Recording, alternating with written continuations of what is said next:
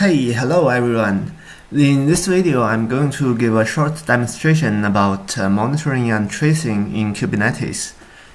So this is a part of our course called DevOps in KTH. So if you are involved in this course, the demo will be given after Martin introducing monitoring techniques and about some basic knowledge about tracing. So you will have the background knowledge then. If you are not involved in this course, you are more than welcome to follow us in GitHub. I will attach the course repo in the descriptions. So you will find lots of awesome content about DevOps there. So feel free to give us a star and give us more feedback. And in this specific video, I will skip some contents since I want to keep the video short and I just focus on the demonstration part. So I will introduce more during the course about some Kubernetes architecture and maybe some monitoring techniques in Kubernetes like this awesome dashboard applications. And in this video, I will show more about how we do this distributed tracing in Kubernetes with some awesome tools. So let's directly start from this page, maybe. Yeah, distributed tracing. So first of all, why we want to do this? Because like nowadays, there are lots of microservices architecture of software application. So it's really difficult to handle this information in a specific node or server or on the same disk. Basically, when user requests come, it goes into your cluster, into your microservices, and it is handled by different nodes and services. Then maybe your gateway or your controller gathers all the information and returns it back to user. So if something wrong happens, it's really difficult to find out what happened, like in what order, and who is the main point or who is the key role in this issue.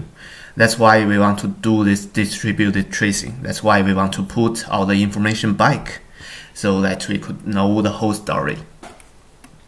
And for this demo, I'm going to demo this distributed tracing techniques in Kubernetes, and also I'm going to use some really fantastic tools.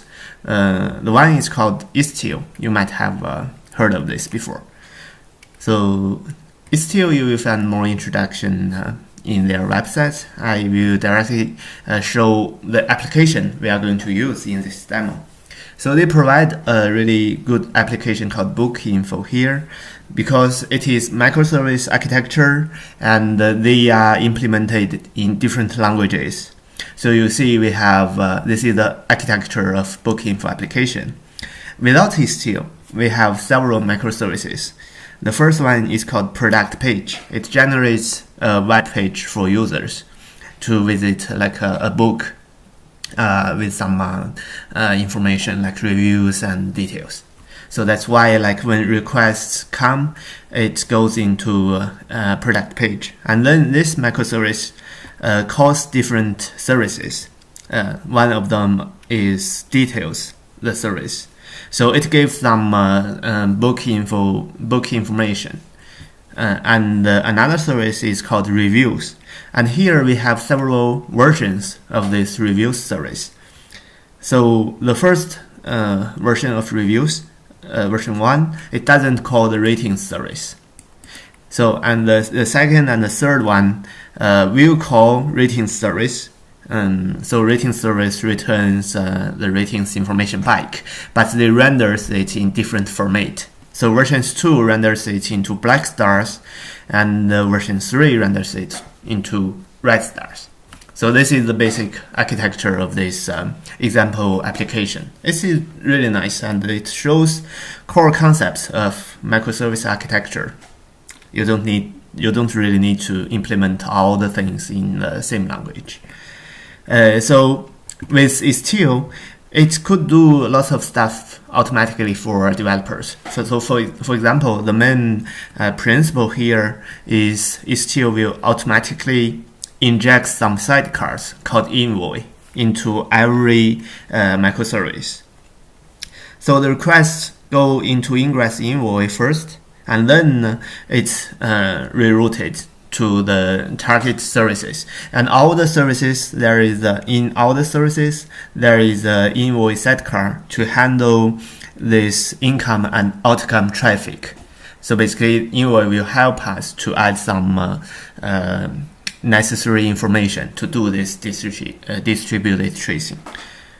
Okay, so this is the architecture about our application, and I will directly show it online. So Bookinfo, we have a good domain name actually. Okay, so here is the application's web page. So you see we are visiting this product page service. The request goes into product page service first, and then it calls details service. So we got some detailed information here, and then we are using, so this specific request, it goes into review service version 2 because it calls rating service and it renders the result into black stars. If I keep refreshing the web page, you will see, okay, so this one is version 1, it doesn't call rating service. And this one is version 3, so it's rendered into red stars. And you see it's changing because we haven't set up anything, so the traffic like just randomly goes into different services. Because in the cluster we are running these 3 version services, microservices there. Okay, so this is the our running application Bookinfo. And how we do the distributed tracing, we will use another tool called Jaeger. I think I have some. Okay, I haven't added the introduction slides here, but we could directly see something on the web page. So before going into the concrete tools, I would like to introduce some basic concepts about this distributed tracing, like how we achieve this. Because requests are distributed and routed into different nodes, and they come back together to finally go to the web page.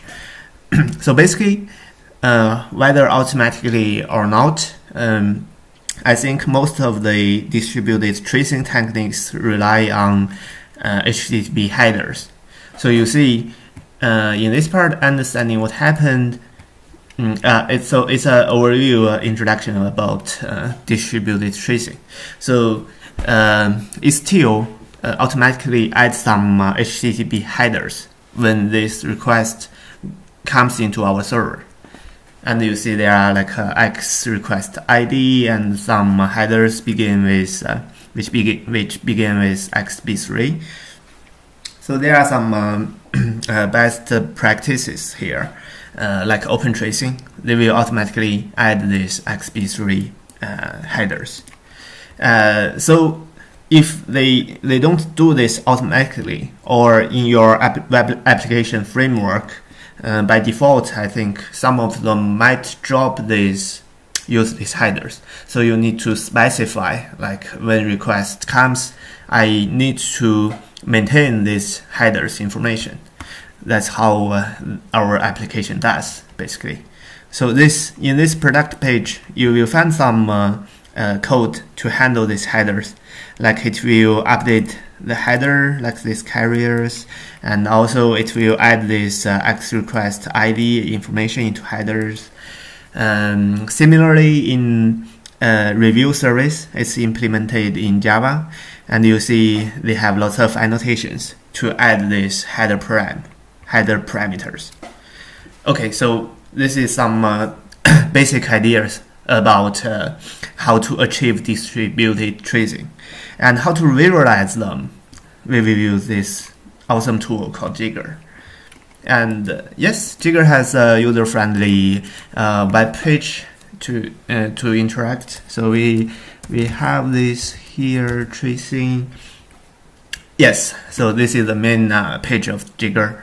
And let's find out all the requests we did just now. Okay, so services, Bookinfo, and look back, yes, last hour, and limit 200. Okay, so just now I refreshed lots of times on our Bookinfo web page, and then you see totally we did 28 traces, 28 requests, so it generates 28 traces records. And you will see the durations, and you will also see how many microservices are called per request. So this is the list.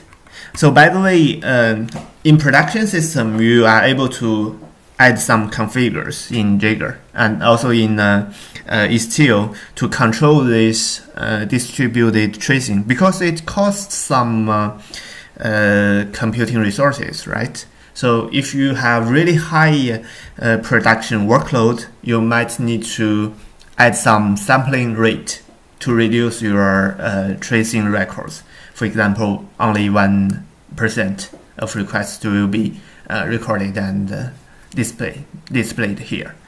So basically, we currently we record everything, record all the requests here. And let's take one as an example.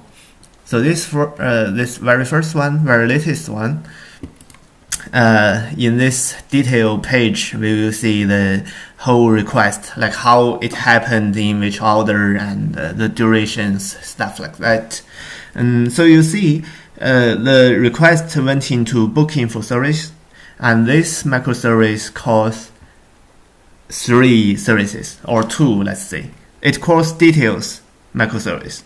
So this details service, Bookinfo is a namespace, so the format is service name.namespace. And you will see some concrete information here, like status code. It correctly returns the information we want, so the return code is 200, and it was done in more than 5 milliseconds. So this part shows you the information on the left, and then the product page microservice calls reviews microservice. And also here you will find the durations, and you will find the return code, how it works, how it interacts with each other. So in this review service, and you see there is a node ID. This review service is version 3. That's why we render this into red stars. And it calls rating service. So rating service returns back the rating information, so it's successful, and the return code is 200. Then this review service renders the information on the right. So finally you got this page. And with the help of this distributed tracing system, it's clearer to understand what's happening in your system. And you will also see this statistics information about the durations, like how many services and total spans, stuff like that. So on this dependencies page, this is also interesting. If I use this stack, okay, you will see how these microservices interact with each other. So you see all the requests, like it begins at here, introduce gateway, and then it goes, all of the traffic go into production page services. And then our product page service calls 2 different services, details and reviews. And reviews calls ratings. So this is basically it's a architecture or the night, the organization of your microservice system. Okay, so this is a pretty straightforward and simple example, like how this web application, this Bookinfo works, and how this Jaeger works, like how we analyze and find the information like that. But things are not so that easy when you deploy your application into production. Our goal is to find some weird behaviors, or find some true reasons before your failures in production. That's why we want this distributed tracing. So I'm going to do something interesting. This is a terminal I have already connected to our Kubernetes cluster master node, and I'm going to add some traffic control and some fault injections into our Bookinfo web application. So I assume you have like sort of background knowledge in Kubernetes. So I will directly like running some commands, and I will of course show you the difference between them. So first of all, I have already like installed Istio in our Kubernetes, and then Istio provides these extensions called virtual service. So basically, virtual service is responsible for rerouting traffic. You could add different virtual services to route your traffic, for example, into a specific version. For example, we are going to deploy a new version of reviews microservice. So we could add the virtual service first, like all the traffic goes into the previous version, but some users, if they log in, they could experience this new versions first. Like we could control a small amount of traffic to go into the new version, and then we could have more testing without influencing lots of users. So I will show you the content of this virtual service, version 1, and here you see the API version is called networking Istio, and this virtual service is for product page. That's why like it goes into product page. The host is here, and the root is all the traffic goes into version 1. Of course, we only have this version, but for reviews it's different. So here, this virtual service, like it reroutes all the traffic into review service version 1. So you could imagine, like after creating these virtual services, we will only be able to visit version 1 review, so without ratings information. And yes, here are some like default configurations. Ratings goes into ratings version 1, and details goes into detail service version 1. So let's add it. Kube control apply /f. Yes, done. So all the services have been created, and then let's go back to the web page.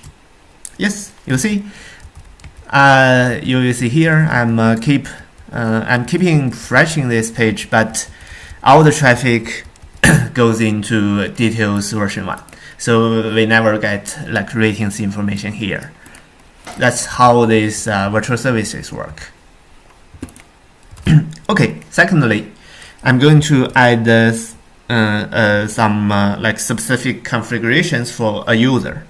That's why we test like fault injections and some new versions. So here in this virtual service reviews, you see I'm going to update this virtual service, this reviews virtual service, and then we have two parts. So this is the original part, like all the traffic goes into version 1, except for this. So if it matches the header, there is a header field called the end user. So basically, after user logging into the Bookinfo system, there will be a header called end user, and this value is my username. Okay, so if it matches this, the traffic will go into version 2, reviews version 2. This is the idea of this configuration file, and yes, let's update this. Apply /f. No, virtual service, yes, reviews version 2. Okay, this virtual service has been configured, and let's try again. So you see I haven't logged in. So for simple users, they always get version 1 review service without rating information. And now let's log in. Username LONGZ without password, because it's a demo. So here, after logging in, we will see like the review service becomes version 2, because it gets ratings information and it renders into black stars. And if I keep refreshing the page, yeah, it's stable. So this is how the traffic control, traffic management works in Istio. And of course, it is traced by our Istio, and it could be visualized here. You see, if it's reviews version 2, I don't think it's a version number. I think we need to go into this specific request to see the version number. But by the numbers of these spans or services, I think we will see the difference. Yes. This one, you see, it's login. So this request above are the requests made after logging in. So it's specifically for my user account.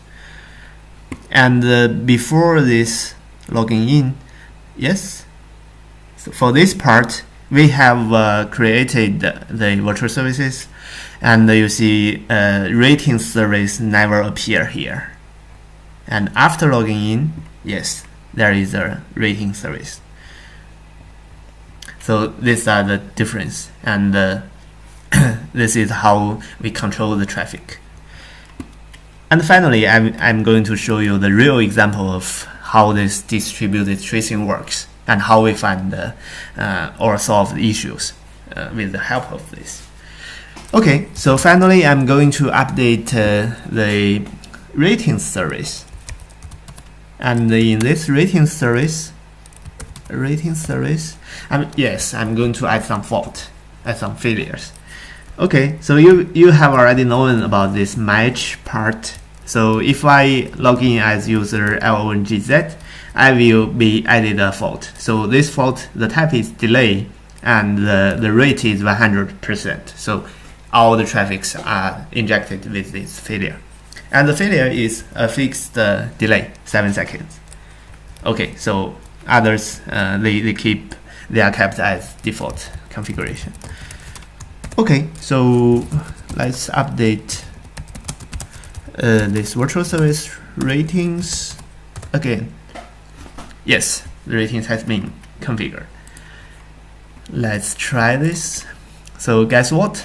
Currently I have logged in, and if I refresh this page, what will happen?